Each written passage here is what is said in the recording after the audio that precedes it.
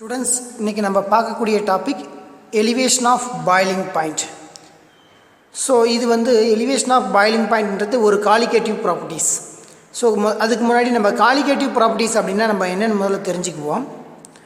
ஒரு சொல்யூஷனில் ஒரு சொல்யூட்டுடைய number of மோல்ஸை வச்சுக்கிட்டு அந்த சொல்யூஷனுடைய ப்ராப்பர்ட்டிஸ் ஆனது சேஞ்ச் ஆச்சு அப்படின்னா, அதாவது ப்ராப்பர்ட்டிஸ் அப்படின்றது ஃபிசிக்கல் ப்ராப்பர்ட்டிஸ் சேஞ்ச் ஆச்சு அப்படின்னா அதை தான் நம்ம என்ன சொல்கிறோம் அப்படின்னா காலிகேட்டிவ் ப்ராப்பர்ட்டிஸ் அப்படின்றது. ஸோ ஆல்ரெடி நம்ம காலிகேட்டிவ் ப்ராப்பர்ட்டிஸ் அப்படின்றத பார்த்துருக்குறோம். So relative lowering vapour pressure, elevation of boiling point, osmotic pressure and depression of freezing point, இதெல்லாம் காலிகேட்டிவ் ப்ராப்பர்ட்டிஸ். அப்போ ஒரு சொல்யூஷனில் சொல்யூட்டுடைய நம்பர் ஆஃப் மோல்ஸை வச்சுக்கிட்டு அதோடைய எண்ணிக்கையை வச்சுக்கிட்டு இந்த மாதிரியான ஃபிசிக்கல் ப்ராப்பர்ட்டிஸ் சேஞ்ச் ஆகுது அப்படின்னா அதை தான் நீங்கள் என்ன சொல்லணும், காலிகேட்டிவ் ப்ராப்பர்ட்டிஸ். ஸோ ஆல்ரெடி நம்ம ஃபஸ்ட்டே ஒன்று பார்த்துருக்குறோம், இந்த ரிலேட்டிவ் லோவரிங் வேப்பர் ப்ரெஷர். அப்போ ஒரு பியூர் சால்வெண்ட்டில் இருக்கக்கூடிய அந்த வேப்பர் ப்ரெஷரை விட நீங்கள் சொல்யூட்டை ஆட் பண்ணிங்க அப்படின்னா, வென் நான் வாலட்டைல் சப்ஸ்டன்ஸை ஆட் பண்ணிங்க அப்படின்னா அதோடைய வேப்பர் ப்ரெஷரானது உங்களுக்கு டிக்ரீஸ் ஆகும். அதுதான் ரிலேட்டிவ் லோவரிங் வேப்பர் ப்ரெஷர். ஓகேங்களா? ஸோ இப்போ ஆல்ரெடி நம்ம பார்த்துருக்குறோம், relative lowering vapour pressure is decreases when compared to pure solvent. ஓகேங்களா? ஸோ இப்போ எலிவேஷன் ஆஃப் பாய்லிங் பாயிண்ட், இப்போ பாய்லிங் பாயிண்ட் ஆனது இன்க்ரீஸ் ஆகும் அப்படின்றது தான் நம்மளுடைய டாபிக்.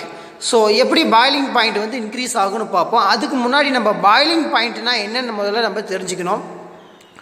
ஒரு பியூர் சால்வெண்ட்டை நம்ம ஹீட் பண்ணுறோம். அப்படி ஹீட் பண்ணும்போது அதுக்கு மேலே இருக்கக்கூடிய வேப்பர் ப்ரெஷர் அட்மாஸ்பரிக் ப்ரெஷருக்கு ஈக்குவலாக இருந்துச்சு அப்படின்னா அது எந்த டெம்பரேச்சரில் இருக்குதோ அதுதான் அதனுடைய பாய்லிங் பாயிண்ட். அப்போ boiling point of the liquid is the temperature at which the vapour pressure become equal to atmospheric pressure. அப்போ அந்த வேப்பர் ப்ரெஷர், அதாவது அந்த லிக்யூட் சப்ஸ்டன்ஸுடைய வேப்பர் ப்ரெஷரும் அட்மாஸ்பரிக் ப்ரெஷர், அட்மாஸ்பயருடைய ப்ரெஷரும் ஈக்குவலாக வரும்போது என்ன டெம்பரேச்சர் வருதோ அந்த டெம்பரேச்சரில் அந்த லிக்யூடானது கன்வெர்டட் இன்டு கேஸ் ஃபேஸ். அப்போ ஒரு ஃபேஸ்லேருந்து இன்னொரு ஃபேஸுக்கு மாறும். அந்த டெம்பரேச்சரை தான் நம்ம என்ன சொல்கிறோம் அப்படின்னா பாய்லிங் பாயிண்ட். ஓகேங்களா? ஸோ இப்போ ஒரு சொல்யூஷனில் நம்ம நான் வாலட்டைல் ஆக்சுவலாக சொல்யூட்டானது இருக்குது அப்படின்னு வச்சிங்களேன். ஒரு பியூர் சால்வெண்ட்டில் ஒரு சொல்யூட்டை ஆட் பண்ணிட்டோம். அந்த சொல்யூட்டை ஆட் பண்ணும்போது நம்ம பியூர்லேருந்து அது என்ன ஆகிடுது, ஒரு பைனரி சொல்யூஷனாக மாறிடுது. அப்போ அந்த பைனரி சொல்யூஷனுடைய பாய்லிங் பாயிண்டானது அந்த பியூர் சால்வெண்ட்டுடைய பாய்லிங் பாயிண்ட்டை விட அதிகமாக இருக்கும் அப்படின்றது தான் இதனுடைய டாபிக். ஸோ அப்போ எலிவேஷன்னா இன்க்ரீசஸ் ஆஃப் பாய்லிங் பாயிண்ட். எப்போ இது ஒரு காலிகேட்டிவ் ப்ராப்பர்ட்டிஸ் தான். வென் ஆடிங் தி நான் volatile solution vapour pressure is lower. Already நம்ம பார்த்துருக்குறோம் இல்லையா, ரிலேட்டிவ் லோவரிங் வேப்பர் ப்ரெஷர். அப்போ ஒரு நான் வாலட்டைல் சொல்யூட்டை நம்ம ஆட் பண்ணும்போது அந்த சொல்யூஷனில் உங்களுக்கு நான் வாலட்டைல் சொல்யூட் இருக்குது அப்படின்னும் போது வேப்பர் ப்ரெஷர் ஆனது கம்மியாகும். ஸோ அப்போ அந்த வேப்பர் ப்ரெஷர் கம்மியாகும் போது டு பிரிங் தி 1 atm சரௌண்டிங்குடைய ப்ரெஷர் என்ன, 1 atmospheric pressure against to 1 atm temperature of solution has been increases. அப்போ மேலே உங்களுக்கு அந்த சொல்யூஷனுடைய வேப்பர் ப்ரெஷர் உங்களுக்கு என்ன ஆகிடுது, கம்மியாகிடுது. சரௌண்டிங்களுடைய வேப்பர் ப்ரெஷர் உங்களுக்கு என்ன ஆகிடுது, அதிகமாகிடுது, 1 atm வேப்பர் ப்ரெஷர். அப்போ அந்த வேப்பர் ப்ரெஷரை இன்க்ரீஸ் பண்ணுறதுக்கு நீங்கள் என்ன பண்ணணும் அப்படின்னா டெம்பரேச்சர் உங்களுக்கு இன்க்ரீஸ் பண்ணணும். அப்போ டெம்பரேச்சர் இன்க்ரீஸ் பண்ணிங்கன்னா ஆட்டோமேட்டிக்காக என்ன ஆகிடுச்சு, பாய்லிங் பாயிண்ட் ஆனது இன்க்ரீசஸ். ஓகேங்களா? ஸோ இந்த கான்செப்ட் தான் ஸ்டூடெண்ட்ஸ் இப்போ நம்ம எக்ஸ்பிளைன் பண்ண போகிறோம். ஸோ அப்போ ரிசல்ட் நமக்கு என்ன ஆகுது அப்படின்னா boiling point at higher temperature, அதை நீங்கள் டிபின்னு வச்சுக்கோங்க. பியூர் சால்வெண்ட்டை டிபி நாட் அப்படின்னு வச்சுக்கோங்க. அப்போ என்ன ஆகும், உங்களுக்கு atmospheric pressure equal to vapour ப்ரெஷராக இருந்தால் தான் உங்களுக்கு என்ன ஆகும் அப்படின்னா ஒரு ஃபேஸ்லேருந்து இன்னொரு ஃபேஸுக்கு நகரும். அந்த ஒரு ஃபேஸ்லேருந்து, அதாவது லிக்விட் ஃபேஸ்லேருந்து கேசியஸ் ஃபேஸுக்கு நகரும். அதை தான் நம்ம என்ன சொல்கிறோம், பாய்லிங் பாயிண்ட்ன்றோம். இப்போ ஒரு நான் வாலட்டைல் சொல்யூட்டை நீங்கள் ஆட் பண்ணும்போது பாயிலிங் பாயிண்ட் ஆனது இன்க்ரீஸ் ஆகும். ஏன் இன்க்ரீஸ் ஆகும் அப்படின்னா உங்களுக்கு வந்து அட்மாஸ்பரிக் ப்ரெஷர் உங்களுக்கு அதிகம் கம்பேர்ட் டு வேப்பர் ப்ரெஷர்.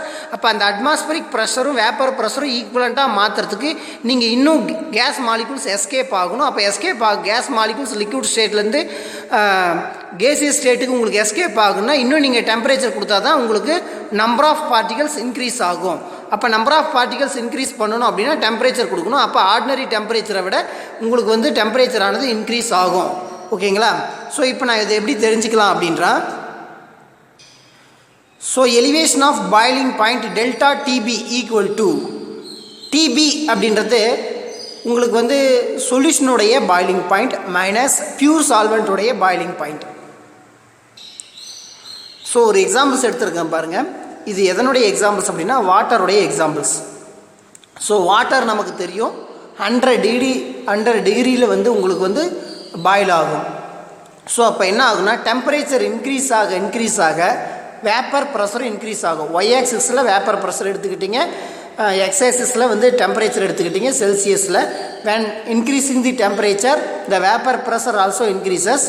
எப்போ உங்களுக்கு வேப்பர் ப்ரெஷர் அட்மாஸ்பரிக் ப்ரெஷருக்கு ஈக்குவல் ஆகும் அப்படின்னா 1 atm உங்களுக்கு அட்மாஸ்பரிக் ப்ரெஷரும் வேப்பர் ப்ரெஷரும் ஈக்குவல் ஆகும். அப்போ அந்த வேப்பர் ப்ரெஷர் 100 டிகிரி செல்சியஸில் உங்களுக்கு என்ன ஆகிடுது, பாயில் ஆகிடுது. ஓகேங்களா? அட்மாஸ்பரிக் ப்ரெஷரும் வேப்பர் ப்ரெஷரும் உங்களுக்கு ஈக்குவல் ஆகிடுது. அப்போ உங்களுக்கு லிக்விட் ஸ்டேட்லேருந்து அது வேப்பர் ஸ்டேட்டுக்கு உங்களுக்கு எஸ்கேப் ஆகிடுது. ஓகேங்களா? இது வந்து pure solvent for H2O. So அதில் வந்து நான் ஒரு நான் வால்டைல் சொல்லிட்டு ஆட் பண்ணிட்டேன்.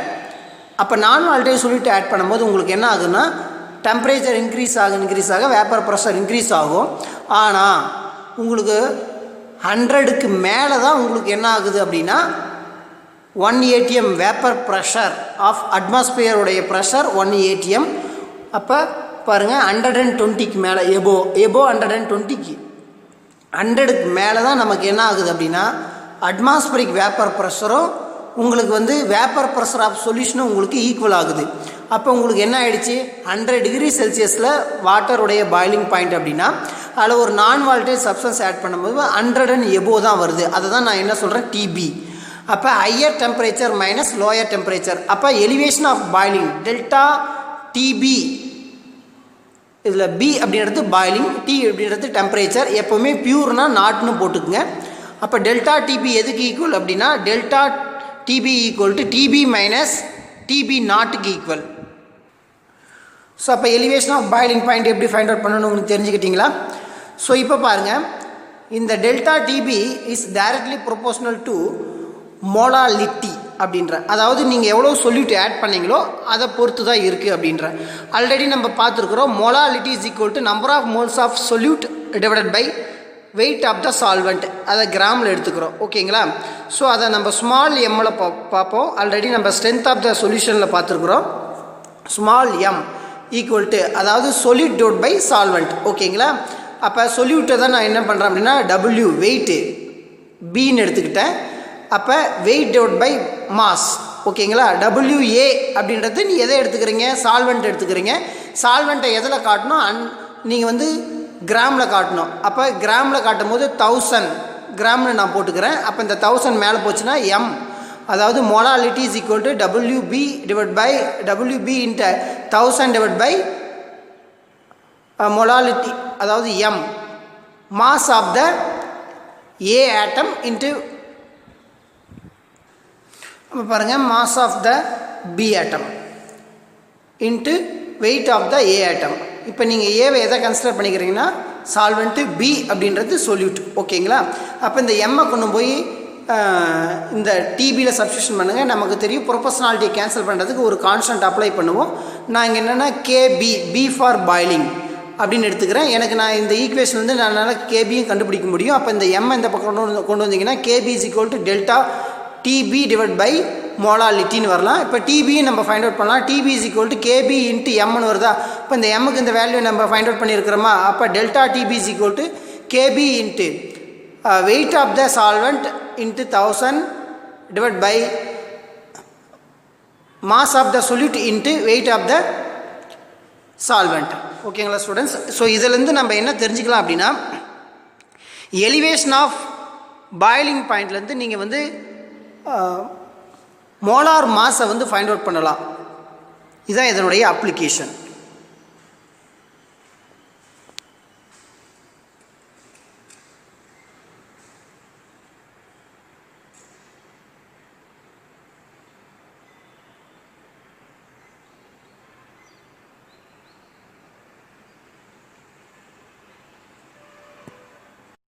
ஸ்டூடெண்ட்ஸ், நெக்ஸ்ட் காலிகேட்டிவ் ப்ராப்பர்ட்டிஸ் பாருங்கள்.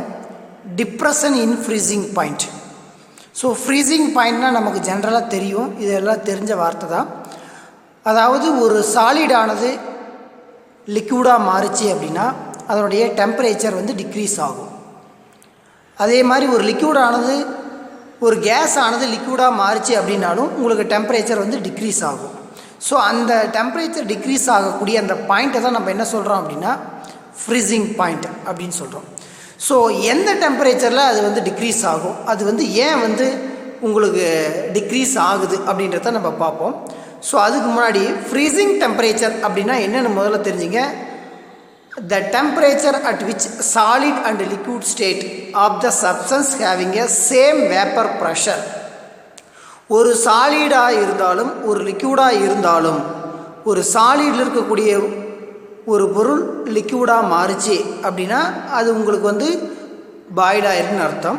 ஒரு லிக்விடில் இருக்கக்கூடிய பொருள் சாலிடாக மாறிச்சு அப்படின்னா அப்போ லிக்விடில் இருக்கும்போது அதனுடைய வேப்பர் ப்ரெஷர் இருக்கும், சாலிடில் இருக்கும்போது அதனுடைய வேப்பர் ப்ரெஷர், அதாவது லிக்விட்லேருந்து சாலிடாக மாறும்போது அதனுடைய வேப்பர் ப்ரெஷர் எந்த டெம்பரேச்சரில் ஈக்குவலாக ஆகுதோ அதுதான் அதனுடைய ஃப்ரீசிங் பாயிண்ட். ஓகேங்களா? ஒரு பெஸ்ட் எக்ஸாம்பிள்ஸ் பார்ப்போம். நம்ம H2O நமக்கு தெரியும் லிக்விடாக இருக்குது, அது வந்து சாலிடாக மாறுது. அப்போ லிக்விடாக இருக்கும்போது அதோடைய வேப்பர் ப்ரெஷர் சாலிடாக கொஞ்சம் கொஞ்சமாக மாறிட்டு வருது இல்லையா? அப்போ எந்த டெம்பரேச்சரில் அது சாலிடாக மாறிட்டு வருதோ அப்போ அதனுடைய டெம்பரேச்சருடைய வேப்பர் ப்ரெஷர் ரெண்டுமே ஈக்லிபிரியமாக இருந்தது அப்படின்னா அதுதான் அதனுடைய ஃப்ரீசிங் பாயிண்ட். ஓகேங்களா? அப்போ என்ன சொல்லலாம் அப்படின்னா ஃப்ரீசிங் பாயிண்ட் அப்படின்னா ஒரு ஃபேஸ்லேருந்து இன்னொரு ஃபேஸில் நகரும் போது, அதாவது ரியாக்டன் சைடில் கூடிய ஃபேஸ் வேப்பர் ப்ரெஷரும் ப்ராடக்ட் சைடுடைய ஃபேஸுடைய வேப்பர் ப்ரெஷரும் ஈக்லிபிரியமாக அடையிற எந்த டெம்பரேச்சரில் அடையுதோ அதுதான் அதனுடைய நீங்கள் ஃப்ரீசிங் டெம்பரேச்சர் அப்படின்னு சொல்லணும். ஒரு பியூர் சால்வெண்ட்டுக்கு நம்ம பியூர்னாவே நாட்டுன்றதை யூஸ் பண்ணுவோம். அப்போ பாருங்கள், டெம்பரேச்சர் தான் நம்ம யூஸ் பண்ணுறோம், அதாவது ஃப்ரீசிங் டெம்பரேச்சர். அதனால் TF naught equal to 0 degree Celsius நம்ம போடலாமா? அப்போ vapour pressure of liquid equal to vapour pressure of solid. அதுதான் நம்ம என்ன சொல்கிறோம் அப்படின்னா freezing point of the pure solvent. நமக்கு தெரியும் வாட்டர் வந்து 0 டிகிரி செல்சியஸில் ஃப்ரீஸ் ஆகும் அப்படின்றது. ஸோ இந்த கர்வை பாருங்கள், நான் வந்து எக்ஸ் ஆக்சிஸில் வந்து டெம்பரேச்சர் எடுத்துக்கிட்டேன், ஒய் ஆக்சிஸில் ப்ரெஷர் எடுத்துக்கிட்டேன். அப்போ பாருங்கள், பியூர் சால்வெண்ட்டுடைய வேப்பர் ப்ரெஷர் மேக்ஸிமமாக இருக்குது. நமக்கு என்ன ஆகுது, கொஞ்சம் கொஞ்சமாக உங்களுக்கு டிக்ரீஸ் ஆகுது ஆக்சுவலாக. அப்போ வேப்பர் ப்ரெஷர் 0 டிகிரி செல்சியஸை ரீச் பண்ணும்போது உங்களுக்கு 1 atm ப்ரெஷர், அதாவது சாலிடுடைய வேப்பர் ப்ரெஷரும் லிக்விடுடைய வேப்பர் ப்ரெஷரும் ஈக்குவல் ஆகிடுது. ஓகேங்களா? அப்போ அதை தான் நான் என்ன சொல்கிறேன், பியூர் சால்வெண்ட்டு இது வாட்டருக்கான எக்ஸாம்பிள்ஸ் தான். TF நாட் அப்படின்னு எடுத்துக்கிறேன். அதில் ஒரு நான் வாலடைல் சொல்யூட்டை நான் வந்து ஆட் பண்ணிக்கிட்டேன். அப்போ நான் வாலடைல் சொல்யூட் ஆட் பண்ணும்போது உங்களுக்கு என்ன ஆகுது அப்படின்னா வேப்பர் ப்ரெஷர் ஆஃப் சாலிட் இருக்குது இல்லைங்களா, அந்த சாலிடுடைய வேப்பர் ப்ரெஷர் ரொம்பவே கம்மி ஆகுது. அப்போ சாலிடுடைய வேப்பர் ப்ரெஷர் கம்மி ஆகுது அப்படின்னா உங்களுக்கு என்ன ஆகாது அப்படின்னா 0 டிகிரி செல்சியஸில் அது உங்களுக்கு வேப்பராக ஃப்ரீசிங் ஆகாது. அப்போ 0 டிகிரி செல்சியஸுக்கு கீழே தான் உங்களுக்கு என்ன ஆகும் அப்படின்னா vapour pressure of solid is equal to vapour pressure of liquid. அப்போ உங்களுக்கு நெகட்டிவ்க்கு போகும். ஓகேங்களா? அதாவது -1, -2, -3 அதை ஆட் பண்ணக்கூடிய நம்பர் ஆஃப் சொல்யூட்டை பொறுத்து தான் உங்களுக்கு இருக்குது ஸ்டூடெண்ட்ஸ். ஓகேங்களா? இப்போ டிப்ரெஷன் ஃப்ரீசிங் பாயிண்ட் நம்ம எப்படி எழுதலாம் அப்படின்னா, ஸோ நமக்கு தெரியும் delta TF equal to TF அப்படின்றது சொல்யூஷனுடைய vapour pressure minus TF naught அப்படின்றது பியூர் சால்வெண்ட்டுடைய வேப்பர் ப்ரெஷர். அப்போ ரவுலட் வந்து என்ன சொல்கிறார் அப்படின்னா delta TF is directly proportional to molality அப்படின்றார். நமக்கு தெரியும் molality is equal to number of moles of solute divided by weight of the solvent in gram. So அப்போ எப்படி இதெல்லாம் ஸ்மால் எம்மில் போட்டுக்கிறோம். அப்புறம் பின்றது நமக்கு சொல்யூட்டு, ஏ அப்படின்றது சால்வெண்ட். ஸோ மொலாரிட்டி பார்த்துக்குங்க. Number of moles of solute by weight of the solution. ஆக்சுவலாக சால்வெண்ட் இல்லை, சொல்யூஷனுடைய வெயிட்டு நம்ம அதை எப்படி எடுத்துக்கிறோம் அப்படின்னா கிராமில் எடுத்துக்கணும். அப்போ 1 கிலோ அப்படின்னா நமக்கு 1000 கிராம் அப்படி நம்ம எடுத்துக்கிறோம். அப்போ M is equal to WB divided by mass of solute divided by weight of the solvent solution divided by 1000. இந்த 1000 மேலே போச்சுன்னா நமக்கு என்ன ஆகும்? M equal to WB into 1000 divided by MB, mass of the solute into weight of the solution. So இது என்ன பண்ணலாம்? Delta DF எதுக்கு ஈக்குவல் அப்படின்னா ப்ரொபோஷனாலிட்டி கேன்சல் பண்ணுறது ஒரு கேஎஃப் அப்படின்ற ஒரு கான்ஸ்டன்ட் அப்ளை பண்ணிட்டேன். கேன்றது கான்ஸ்டன்ட்டு, எஃப் அப்படின்னா ஃப்ரிசிங் கான்ஸ்டன்ட்டு. ஸோ எம் வந்து மொலாலிட்டி, அந்த மொலாலிட்டிக்கு பதிலாக கொண்டு போய் சப்ஸ்டியூஷன் பண்ணுறேன். ஸோ அப்போ delta TF is equal to KF into WB into 1000 divide by MB into டபிள்யூஏன்னு ஆகிடுதா? அப்போ நம்ம என்ன பண்ணலாம்? இதுலேருந்து நம்ம molar mass of the solute, ஓகேங்களா? ஒரு நான் வால்டைல் சொல்யூட்டுடைய மோலார் மாஸ், அதாவது தெரியாத மோலார் மாஸை நீங்கள் வந்து ஃபைண்ட் அவுட் பண்ணலாம், ஓகேங்களா? ஸோ அப்போ டினாமினேட்டர் இருக்கிறது அந்த பக்கம் போயிடுச்சுன்னா என்ன ஆகிடுது? நியூமரேட்டருக்கு மாறிடும். நியூமரேட்டர் இருக்கக்கூடிய டெல்டா டிஎஃப் இந்த பக்கம் வந்தால் டினாமினேட்டர் ஆகிடும். ஓகேவா ஸ்டூடெண்ட்ஸ்?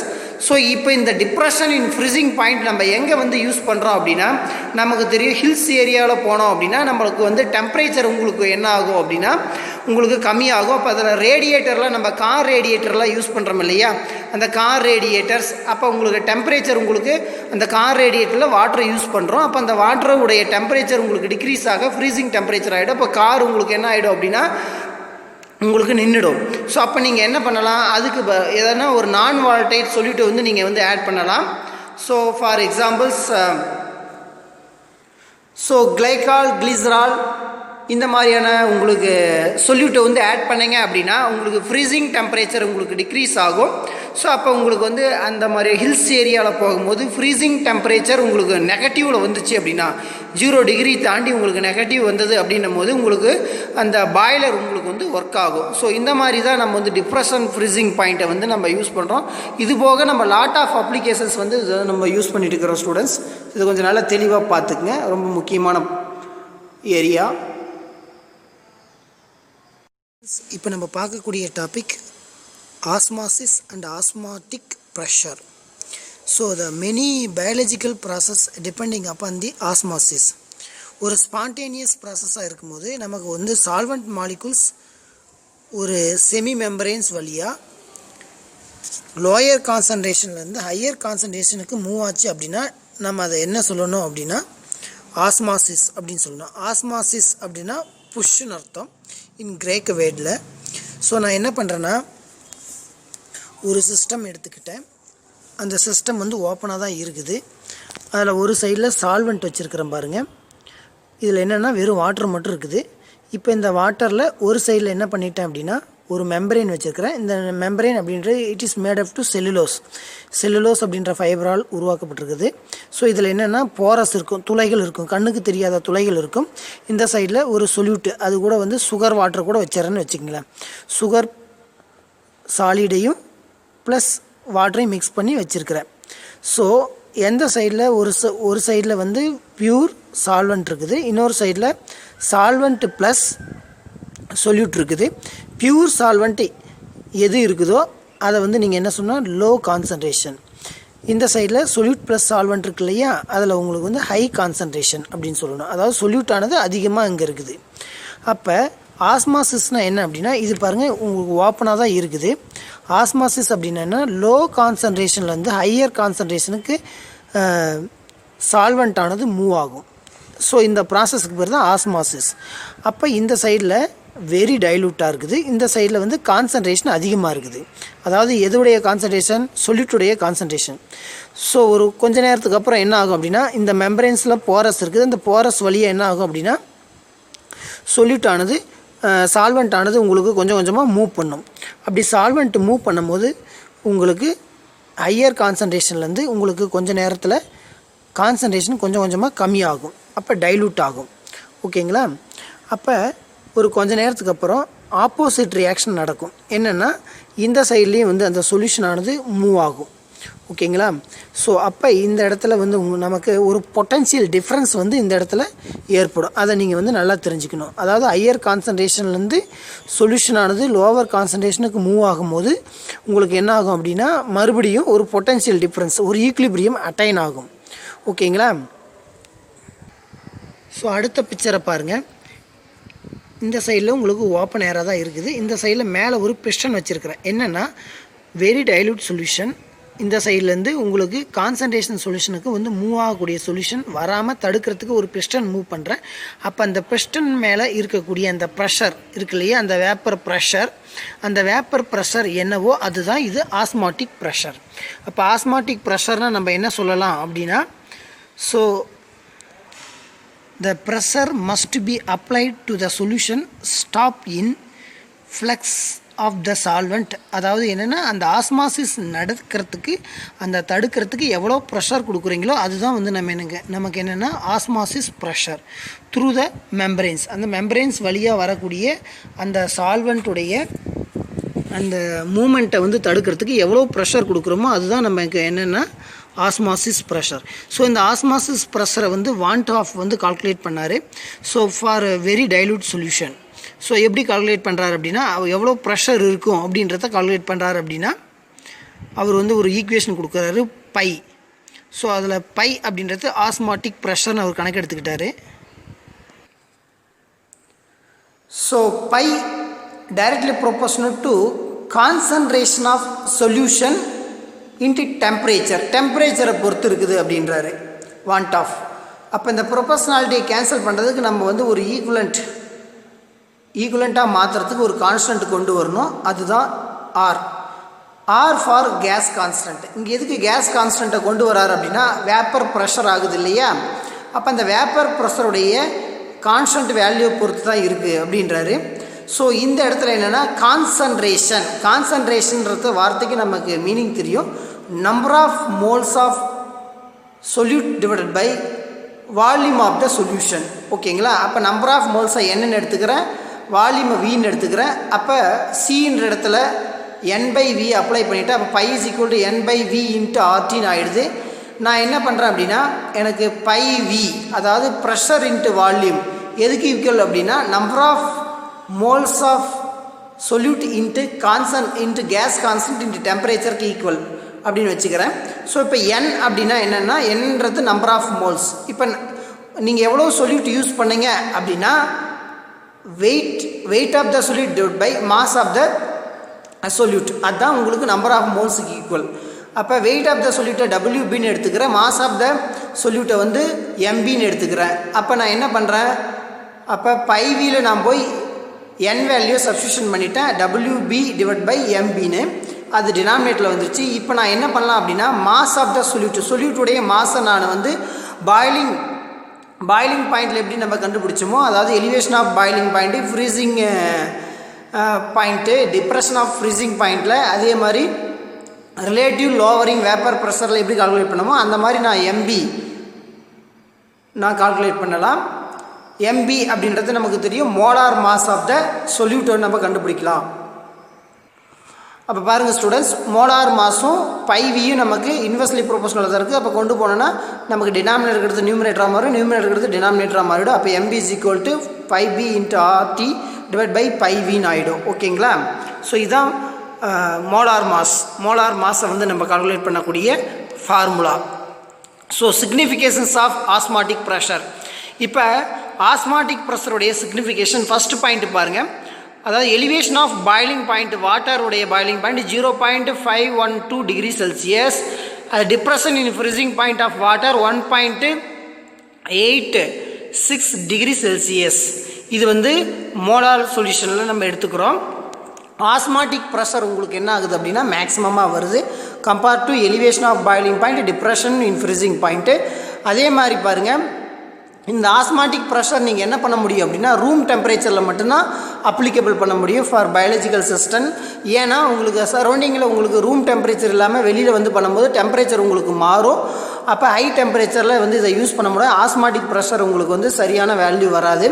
அதே மாதிரி இந்த வெரி டைலூட் சொல்யூஷனுக்கு நம்ம கால்குலேட் பண்ணோன்னா வெரி லார்ஜ் உங்களுக்கு வருது. ஓகேங்களா?